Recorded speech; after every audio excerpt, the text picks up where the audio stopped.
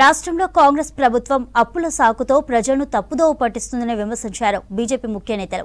తెలంగాణలో బీఆర్ఎస్ కు రాజకీయ భవిష్యత్తు లేదన్నారు.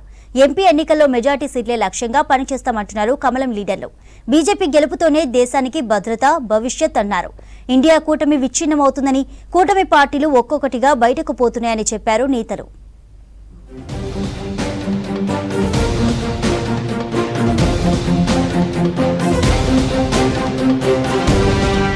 ఎన్నికల్లో మెజారిటీ సీట్లే లక్ష్యంగా బీజేపీ కార్యకర్తలు, బీజేపీ నేతలు పనిచేయాలన్నారు బీజేపీ జాతీయ ప్రధాన కార్యదర్శి, రాష్ట్ర ఇన్ఛార్జ్ తరుణ్ చుగ్. కరీంనగర్ లో శుభమంగళ గార్డెన్ లో కరీంనగర్ పార్లమెంటు ప్రవాస యోజన కార్యక్రమంలో తరుణ్ చుగ్ పాల్గొన్నారు. కాంగ్రెస్, బీఆర్ఎస్ ఒక్కటేనన్నారు బీజేపీ జాతీయ ప్రధాన కార్యదర్శి ఎంపీ బండి సంజయ్. బీజేపీ గెలుపుతోనే దేశానికి భద్రత, భవిష్యత్ అన్నారు.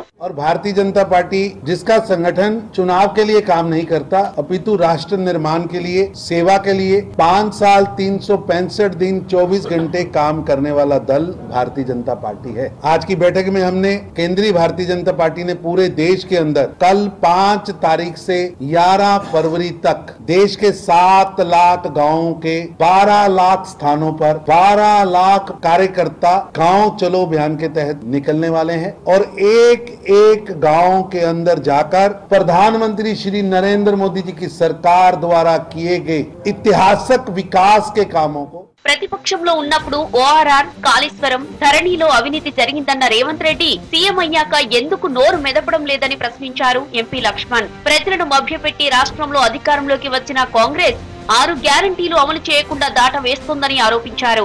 ఎంపీ ఎన్నికల్లో బీజేపీకి మెజారిటీ సీట్లు వస్తాయన్నారు. ఇక తెలంగాణ బీఆర్ఎస్ కు రాజకీయ భవిష్యత్తు లేదన్నారు లక్ష్మణ్.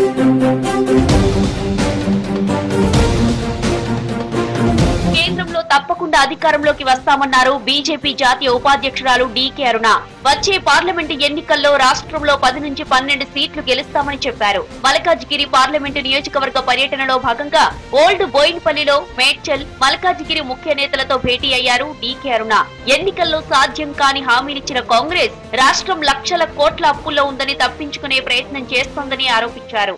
ఈ రోజు ఈ దేశం ఒక పక్క మనం ఆలోచన చేస్తే ఈ దేశంలో ప్రశాంతంగా ఇవాళ ఎక్కడ కూడా ఎలాంటి టెర్రరిస్ట్ దాడులు లేకుండా ఈ భారతదేశంలో ప్రజలు ప్రశాంతంగా ఉన్నారంటే నరేంద్ర మోదీ గారు ప్రధానమంత్రి అయినప్పటి నుంచి అనే విషయం ప్రతి ఒక్కరు కూడా గ్రహిస్తూ ఉన్నారు దేశవ్యాప్తంగా. కాబట్టే మళ్ళీ నరేంద్ర మోదీ గారు గెలవాలని కోరుకుంటున్నారు. కీలకమైనటువంటి పాత్ర తెలంగాణ నుంచి అత్యధిక స్థానాలను ఇవ్వబోతా ఉంది.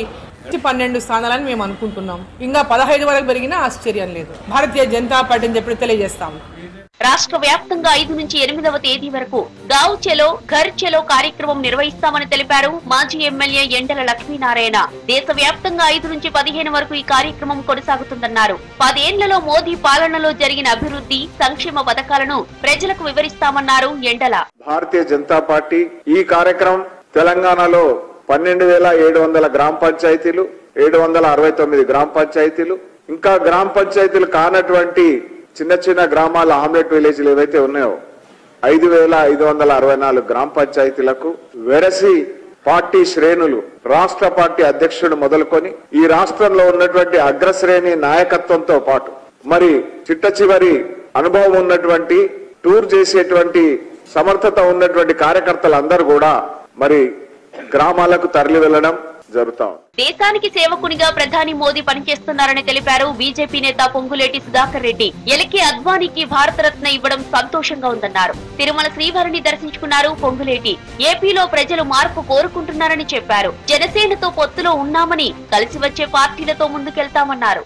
ముఖ్యంగా నరేంద్ర మోడీ గారి నాయకత్వంలో మరొకసారి ఈ దేశంలో ఆత్మనిర్భర్ భారత్ కావాలన్న వికసిత్ భారత్ సంకల్పం 2047కి ఒక సూపర్ పవర్ భారతదేశం ఫౌండేషన్ వేసినటువంటి నేపథ్యంలో ఆ ప్రధానమంత్రి గారికి, నరేంద్ర మోడీ గారికి అన్ని రకాలుగా ఆశీర్వాదం, సుపరిపాలన చేస్తున్న నేపథ్యం, కరువు కాటకాలు లేకుండా ప్రజలంతా సుఖ సంతోషాలతో ఉండేటట్టు 2 తెలుగు రాష్ట్రాలు కూడా బాగుండాలని ఆ దిశలో మరి కోరుకోవడం జరిగింది.